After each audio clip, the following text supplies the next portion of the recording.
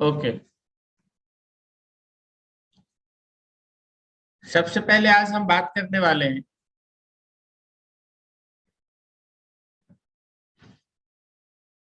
जिसका आज का मेरा लेसन है। आज का मेरा हेडिंग रहेगा क्लास 1 का हेडिंग आज का अभिवादन।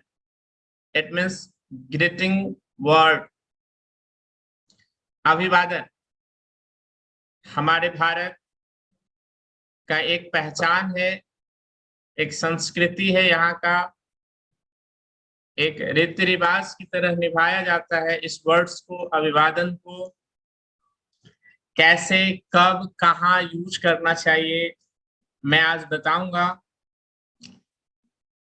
आप लोगों को शायद याद होगा कन्वर्सेशन की क्लास में कोई स्टूडेंट हमसे क्वेश्चंस किए थे।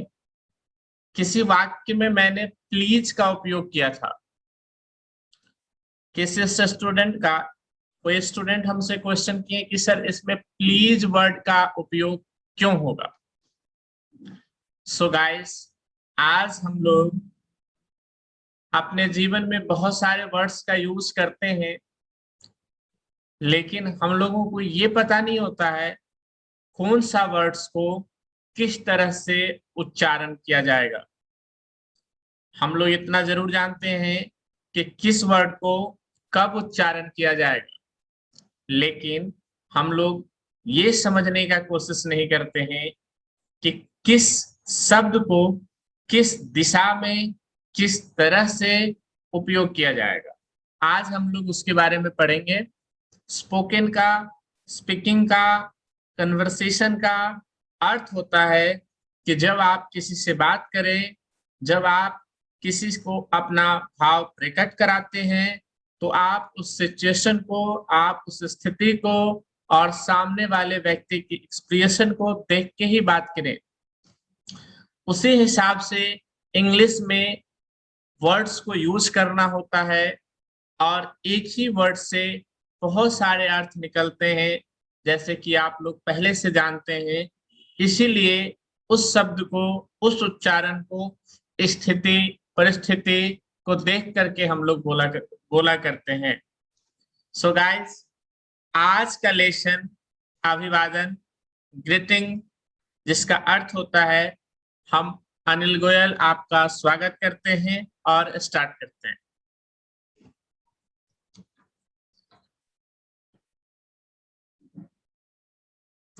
अभिवादन।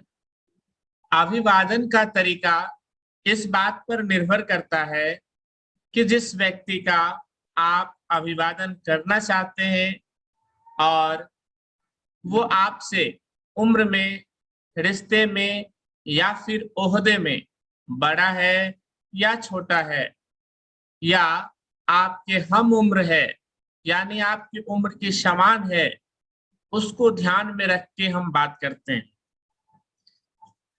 Choosing a words while greeting someone depends on the age, relation, and position of the person whom you need to greet at time. आपने देखा होगा, अक्सर आपने अपनों से बड़े व जिनसे आप ज्यादा तमीज से पेश आते हैं, जैसे मोहल्ले के कोई अंकल, आंटी, या ऑफिस में बॉस, या कोई आपके सीनियर, उनके साथ आपको समय के अनुसार वर्ड्स का उच्चारण और व्यवहार करना होता है। निम्नलिखित का प्रयोग करना चाहिए। क्या है ये निम्नलिखित, हम देखते हैं। आप सभी जानते हैं कि सुबह से लेकर दोपहर 12 बजे तक हम किन वर्ड का उपयोग करते हैं, और दो स्थिति में। पहला स्थिति होता है मिलने के वक्त क्या उपयोग करेंगे, दूसरा विदाई के वक्त, जाते समय में आप क्या उपयोग करेंगे। देखते हैं दोस्तों। गुड मॉर्निंग, मिलने पर हम लोग अक्सर कहते हैं गुड मॉर्निंग। मिलने पर हम लोग अक्सर कहते हैं गुड मॉर्निंग। अगर हम वही सुबह से 12 बजे के बीच में किसी से विदाई लेते हैं तो bye, take care, see you, have a nice day, ये आप विदाई लेते समय में बोलते हैं।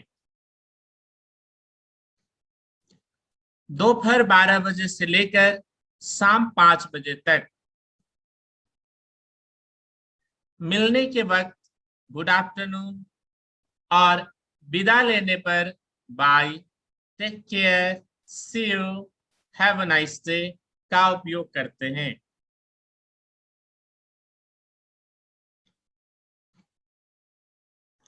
शाम 5 बजे से सोने तक, शाम 5 बजे से सोने तक अगर हम किसी से मुलाकात करते हैं तो उस समय में हम गुड इवनिंग का प्रयोग करते हैं। Good night, take care, bye, see you अगर शाम 5 बजे से सोने तक में किसी से विदा लेने पर हम इन शब्दों का, वर्ड्स का प्रयोग करते हैं।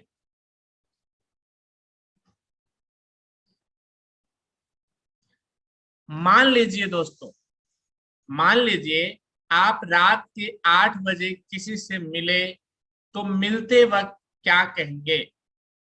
ये मत सोचिए कि अंधेरा हो गया है तो आप गुड नाइट कहेंगे।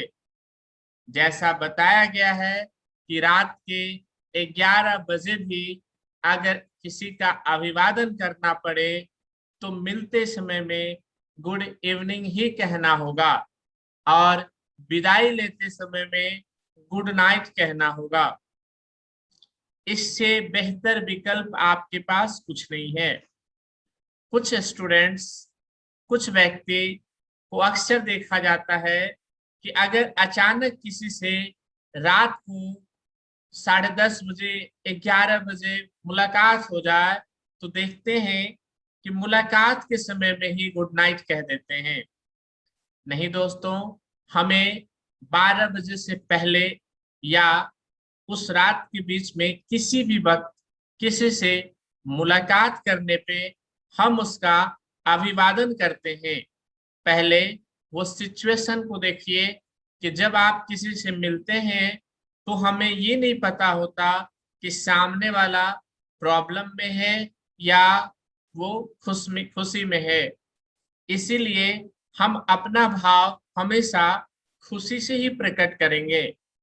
तो हमारा भाव के हिसाब से हम किसी का वेल अभिवादन ही करते हैं। इसीलिए गुड इवनिंग का ही प्रयोग करना बेहतर समझा जाता है। आप रात के समय या फिर शाम के समय स्पष्ट हो जाते हैं कि सामने वाले व्यक्ति से मुझे दोबारा मुलाकात नहीं होगी, नहीं मिल पाऊंगा, दूर जा रहा हूं। उस स्थिति में हम विदाई लेते समय में गुड नाइट का प्रयोग कर सकते हैं।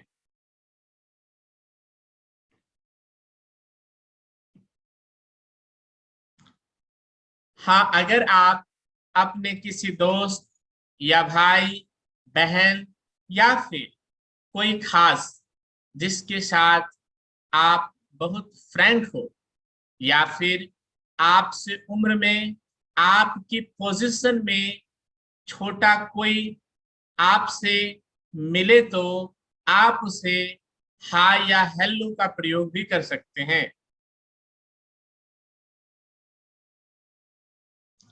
Basically if you need to be formal with someone whom you greet, you can use good morning, good afternoon, good evening. However, in informal, casual meet, you can use hi, hello, etc.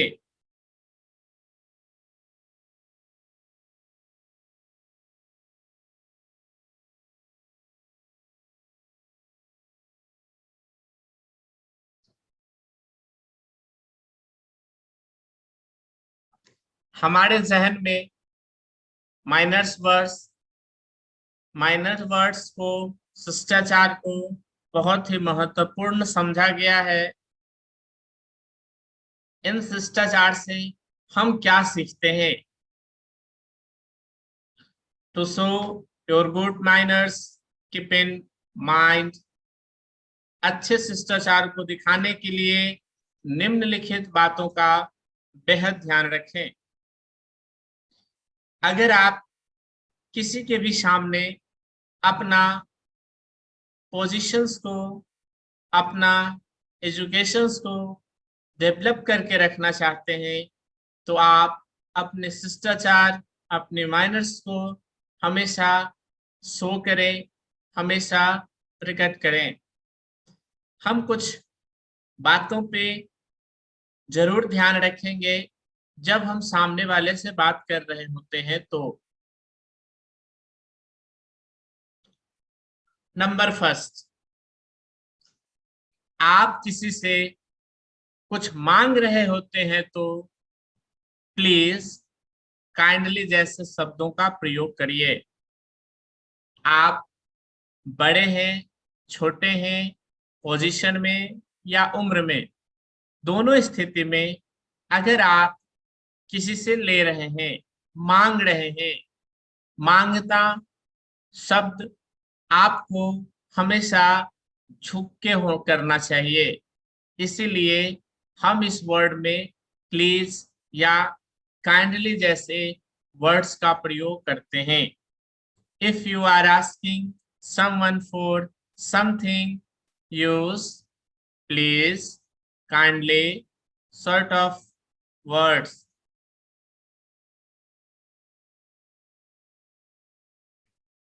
Number second,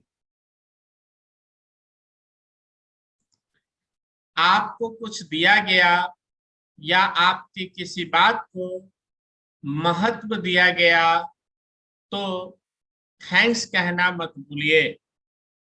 अगर आप किसी से भी कोई वस्तु मांगते हैं या कोई सहायता मांगते हैं और आपको मिल जाने के बाद उसे आप थैंक यू, थैंक्स कहते हैं, इस वर्ड को हमेशा अपने जहन में रखिए। इससे आपके शिष्टाचार का पालन और पता चलता है। If you were given something or given importance, always say thanks.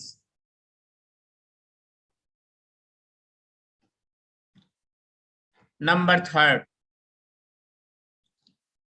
अगर कोई आपका धन्यवाद करे तो कहें वेलकम या मेंशन नोट या माय प्लेजर या इट्स ओके, इट से।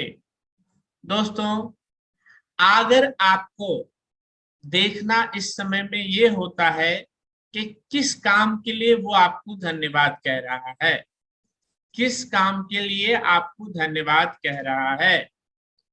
अगर वो काम आपके लिए नेचुरल हो, जैसे मैं एक शिक्षक हूं, मेरे लिए आपके क्वेश्चंस का जवाब देना नेचुरल है।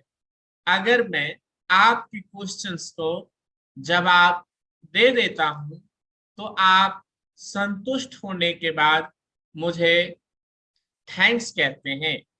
थैंक्स कहने का रिटर्न में मैं वेलकम नहीं बोल सकता, क्योंकि ये मेरा कर्तव्य था।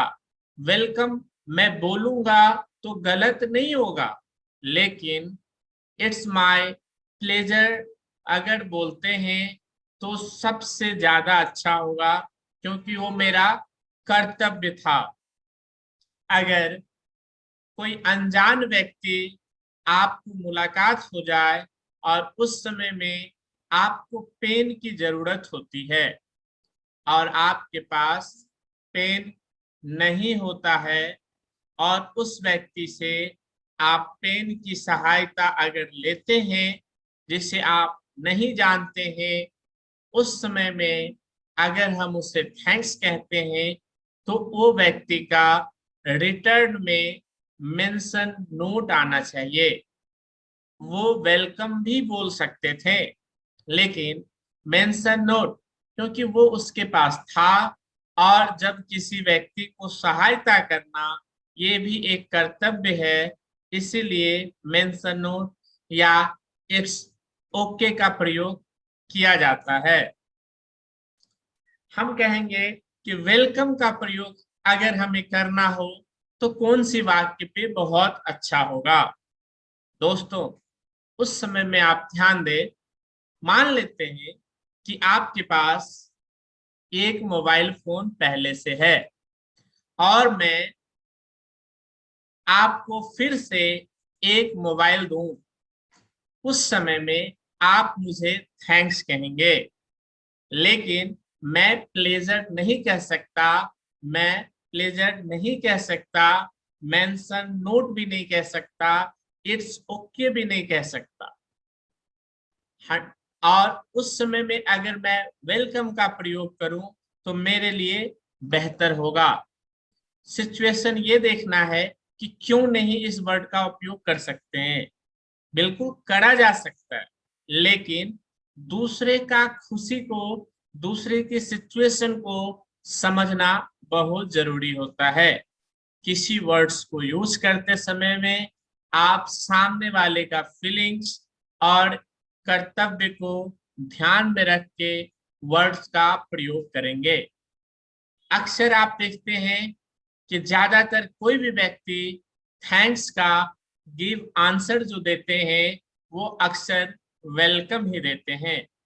तो दोस्तों, आप लोग आज के बाद सिचुएशन को देख करके उसकी आंसर देंगे। आगे बढ़ते हैं चौथा नंबर पॉइंट में। जब आप किसी से फोन पर बात कर रहे हो और कोई बात या शब्द आप सुन नहीं पाए तो कुछ इस तरह कहिए, आई बेग योर पार्डन, या आई एम सॉरी, या आई डिडंट गेट इट, या एक्सक्यूज मी। ये तीनों वर्ड्स को बोलते समय में आप अपने मन में नम्रता रखें। नम्रता रख के आप इस वर्ड्स को उच्चारण कर सकते हैं और भी बेहतर ढंग से। Will you please repeat, I didn't get you it. दोस्तों, जब हमारी वजह से कोई चीज हमें ही समझ में नहीं आता है, जब हमारी वजह से कोई चीज हमें ही समझ में नहीं आता है, तो हमें उन व्यक्ति से नम्रता का भाव प्रकट कराना होता है। उस स्थिति में मुझे प्लीज, सॉरी, एक्सक्यूज मी जैसे वर्ड का उपयोग करना जरूरी होता है। नंबर 5, आप किसी महिला या किसी अपने से बड़े को या किसी बुजुर्ग को रास्ता देते वक्त कहें। आप किसी महिला या किसी अपने से बड़े को या किसी बुजुर्ग को रास्ता देते वक्त कहें, आफ्टर यू, आफ्टर यू। इसका अर्थ है कि आप कहना चाहते हैं पहले आप, फिर मैं। You given away path to a lady, someone older, elder, or elderly person politely say after you. It simply implies that you respect that person and give him her more importance than yourself. दोस्तों, आप एक बात पे यहाँ पे गौर कर सकते हैं। फर्स्ट लाइन में लिखा हुआ है आप किसी महिला या किसी अपने से बड़ों को।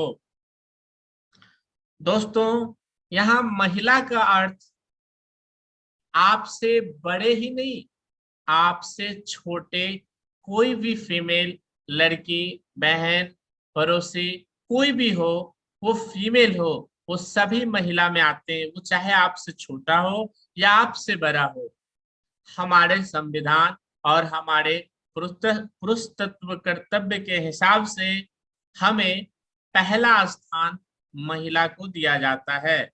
इसीलिए महिला आपसे एज में छोटे भी हो, वो कोई लड़की भी हो सकती है, आपकी छोटी सिस्टर भी हो सकती है, आपसे बड़ी बहन भी हो सकती है, तो उन सभी के लिए ये यूज रिस्पेक्टेड होता है।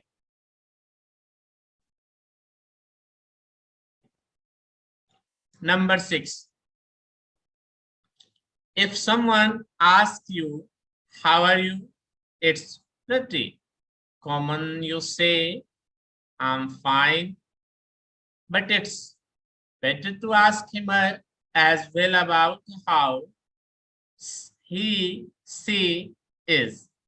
You can rather say, I'm fine.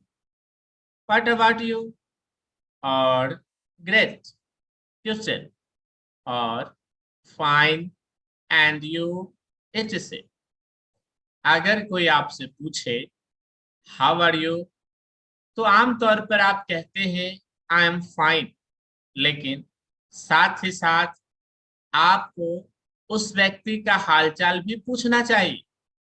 अक्सर देखते हैं दोस्तों कि अगर किसी से क्वेश्चंस किया जाता है हाउ आर यू, तो हम लोग अपनी आंसर देने के बाद चुप हो जाते हैं। ये हमारा सबसे बड़ी गलती है। आप ऐसा गलती कभी नहीं करेंगे।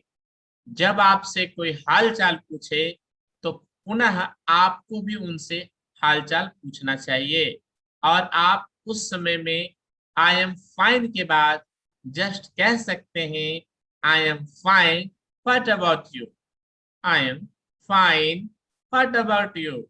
या ग्रेट, यू टेल, छोटा सा वर्ड है, या आप उसे आई एम फाइन को ग्रेट भी यूज कर सकते हैं, यू टेल, अपना बताओ, या fine and you, fine and you. दोस्तों, आप इन तीनों वर्ड्स को अच्छी तरह से अपने जहन में उतारेंगे, और आगे आने वाले कोई भी क्वेश्चन जो आपके सामने आए हाउ आर यू का, तो आई एम फाइन बोल के क्वेश्चंस को एंड नहीं करेंगे, आप आगे वाले का भी हाल पूछेंगे।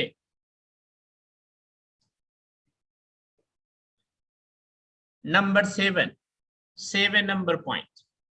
If you wish to cut someone short or interpret, say politely, sorry to interrupt you, sorry to interrupt you, or sorry to intervene, and then process. अगर आप किसी की बात बीच में ही रोककर अपनी बात कहना चाहें तो कुछ इस तरह से कहिए। अगर आप किसी की बात बीच में ही रोककर अपनी बात कहना चाहें तो कुछ इस तरह से कहिए, sorry to interrupt you, sorry to interrupt you, और sorry to intervene you, sorry to intervene. और जब वो व्यक्ति आप पर ध्यान दे तो ही अपना बात रखिए।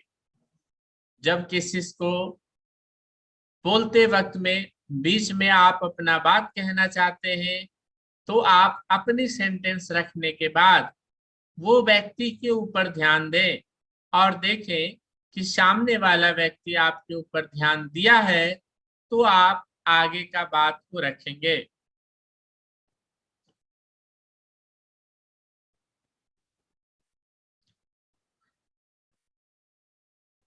दोस्तों, जब आप लोगों के साथ बात करते हैं और अच्छा व्यवहार दिखाते हैं तो आपको समाज में इज्जत दी जाती है। ये भी याद रहे कि केवल इन शब्दों या वाक्यों का प्रयोग करना ही काफी नहीं है, बल्कि जो भी बोले नम्रता और प्रेम से बोले। शिष्टाचार यहीं पर खत्म नहीं होता है दोस्तों, बल्कि जैसे जैसे वक्त के साथ आप अंग्रेजी भाषा की गहराइयों को और बेहतर ढंग से समझेंगे, कई नई बातें आपके सामने आएंगी।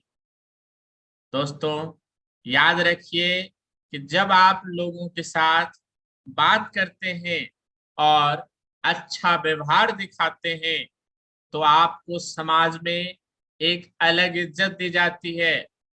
ये याद रहे कि केवल इन शब्दों या वाक्यों का प्रयोग करने से काफी नहीं होता, बल्कि जो भी बोले नम्रता, प्रेम भाव प्रकट करके बोलें।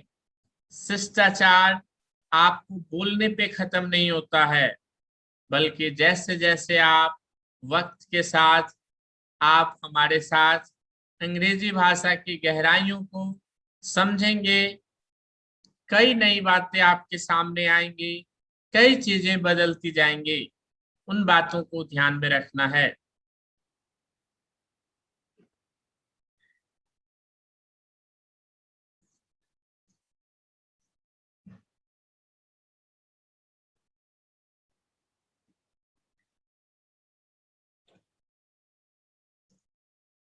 दोस्तों,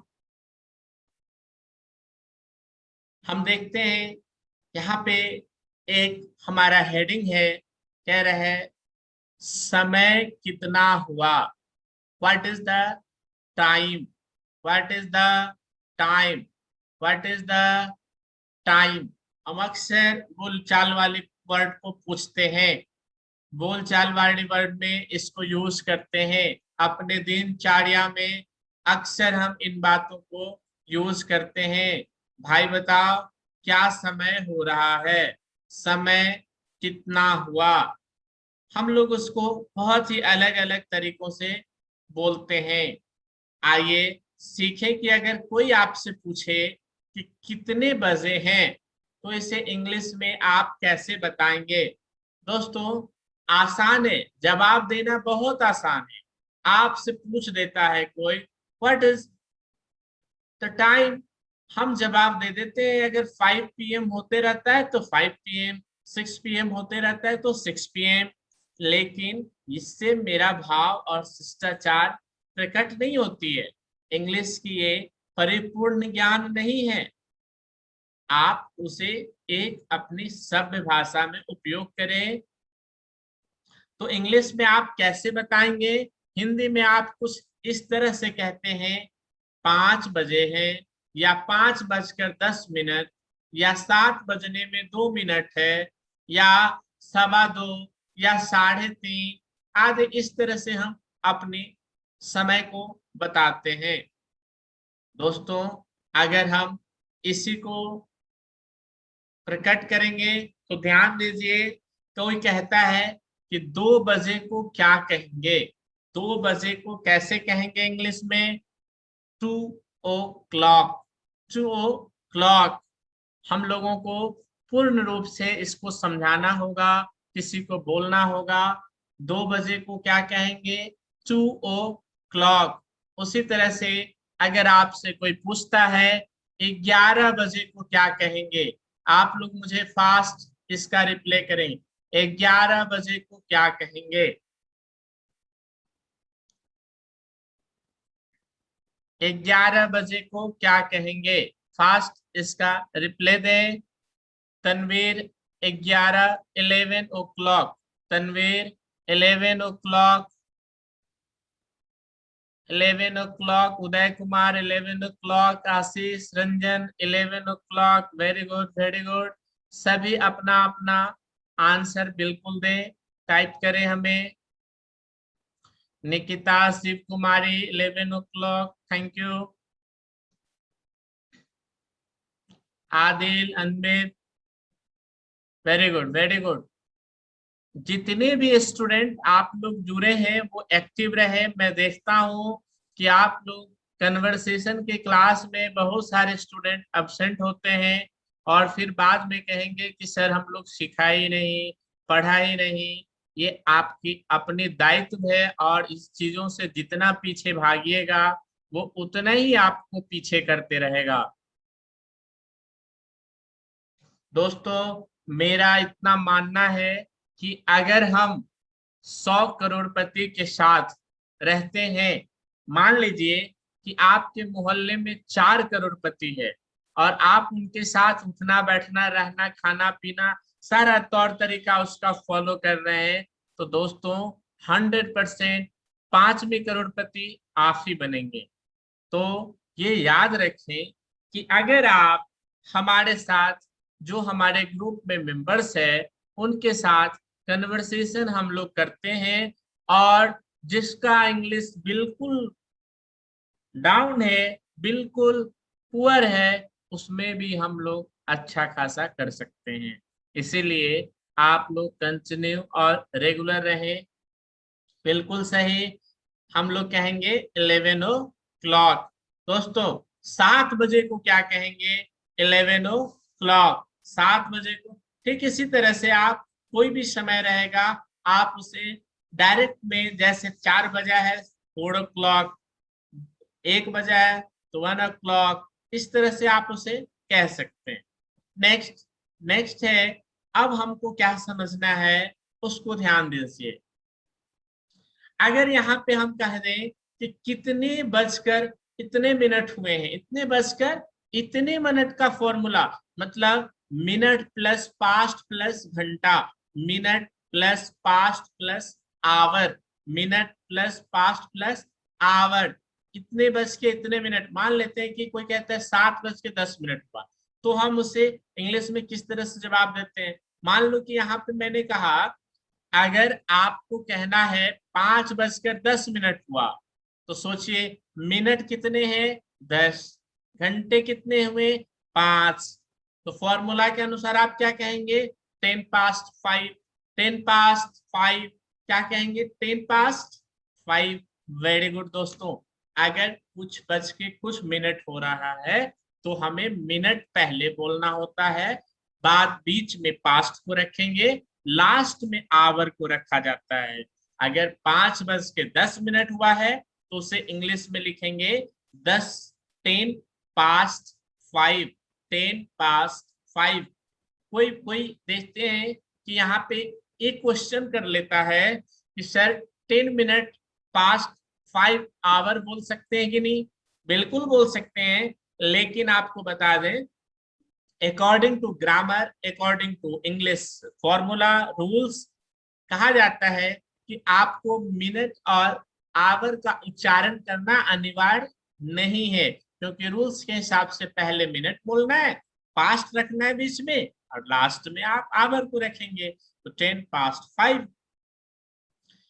और एक बात को ध्यान में रखना है कि बज के कोई 5:10 बोलने में ओ क्लॉक का उपयोग नहीं करेंगे।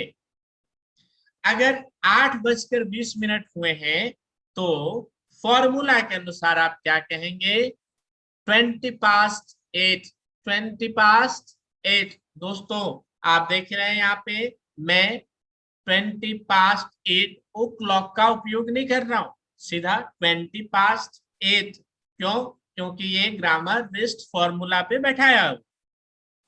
नेक्स्ट दोस्तों, अगर मैं आपसे पूछूं अगर 7:25 हुए हैं तो आप बताएं कि आप इसे कैसे बोलेंगे? फास्ट आंसर में।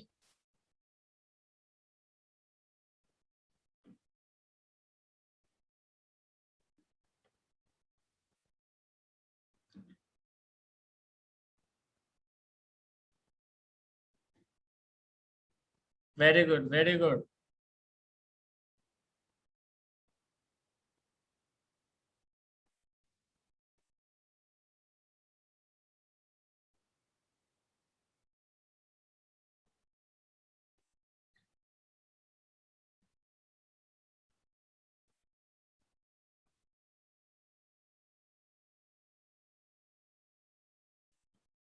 Very good. फॉर्मूला के अनुसार हम इसे 25 past 7 कहेंगे, 20 past 7 कहेंगे। Okay, next next. अगर 2:22 हुए हैं तो हम इसे क्या कहते हैं फॉर्मूला के हिसाब से दोस्तों 22 past 2, 22 past 2, 22 past 2, 22 past 2। Okay, अगर 5:06 हुए हैं तो फॉर्मूला के हिसाब से 6 पास्ट 5, 6 पास्ट 5। अगर दोस्तों इसमें ये कहा जाए इतने बजने में इतने मिनट का फॉर्मूला क्या होता है, हम लोग कहते हैं ना कि 3 बजने में 10 मिनट बाकी है, 4 बजने में 20 मिनट बाकी है, तो उस समय में एक फॉर्मूला आता है, पहले मिनट को रखेंगे, बीच में 2 को रखेंगे, फिर हम लोग आवर को रखेंगे। दोस्तों जैसे मैंने पहले बताया था आपको कि पहले मिनट में रखना है, पहले मिनट को बोलेंगे, फिर बीच में पास्ट और फिर आवर। तो उसी तरह से अगर कुछ बजने में मिनट बाकी है, अगर 4 बजने में 10 मिनट बाकी है, तो हम क्या कहते हैं, पहले 10 को रखेंगे जितना मिनट बाकी होगा, बीच में 2 को रखेंगे, फिर आवर को लगाएंगे। कैसे, आइए देखते हैं। अगर आपको कहना है 5 बजने में 10 मिनट है, 5 बजने में 10 मिनट है, तो आप क्या कहेंगे, सोचिए मिनट कितने बजे हैं, 10, कितने बजे हैं मिनट में, 10, और कौन सा घंटा होने के लिए है, 5, बजना कौन सा, 5 बजना है, और मिनट कितने बचे हैं, 10। तो फॉर्मूला के अनुसार इसको हम क्या बोलेंगे, 5, 10 to 5, 10 to 5, 10 to 5, क्या बोलेंगे, 10 to 5। Very good. नेक्स्ट, अगर मैं आपसे क्वेश्चंस करूं कि अगर 8 बजने में 20 मिनट है, तो आप क्या जवाब देंगे हमें, फास्ट।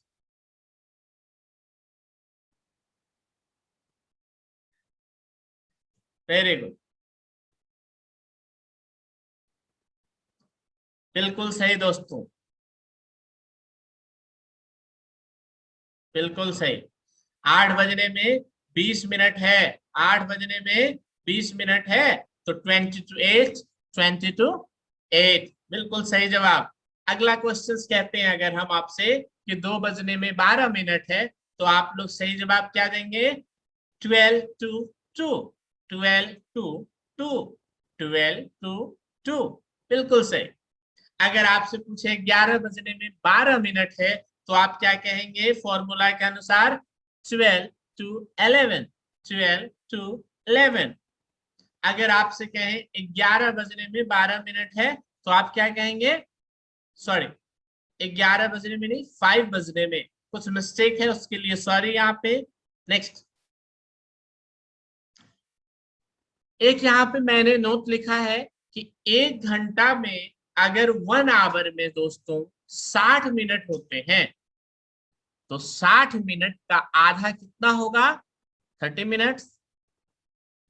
जाहिर सी बात है 60 मिनट का आधा 30 मिनट्स, इसलिए 30 मिनट को हम हाफ भी कहते हैं, हम हाफ भी कह सकते हैं, और 30 मिनट का आधा 15 मिनट, इसीलिए हम उस 15 को क्वार्टर भी कहते हैं। समझ रहे हैं, अगर मुझे कहीं पे अगर 1 आवर 60 मिनट के जगह 1 आवर 30 मिनट अगर किसी को कहना है 2 बज करके 30 मिनट हो रहे हैं, तो 2 बज करके 30 मिनट हो रहे हैं, तो 2.5 o'clock कह सकते हैं। अगर 2 बज के 15 मिनट हो रहे हैं, तो 2.25 o'clock कह सकते हैं। आप इन चीजों को भी प्रयोग कर सकते हैं। दोस्तों इसका उच्चारण आप जितना ही करेंगे, अपनी लाइफ में जितना प्रयोग करेंगे, आपको उतना ही सीखने को मिलेगा, और आपके जुबान पे, आपके लिटरेचर में ये चीज शामिल हो जाएगा। चलिए दोस्तों, तो आज के लिए हम लोग यहीं तक, नेक्स्ट क्लास में मिलते हैं आपसे। धन्यवाद, थैंक यू।